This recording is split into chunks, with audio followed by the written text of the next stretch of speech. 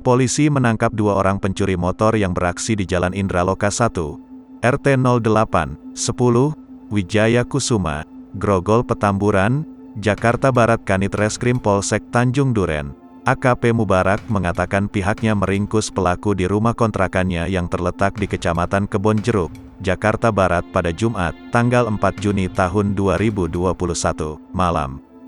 Polisi juga menyita sejumlah barang bukti termasuk kunci letter T serta beberapa mata anak kunci.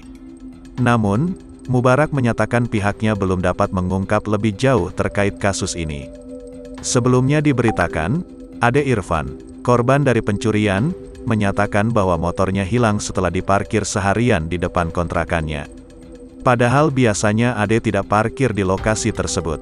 Ade langsung mengecek CCTV milik tetangganya untuk melihat apa yang sebenarnya terjadi. Ade pun telah membuat laporan terkait kasus ini.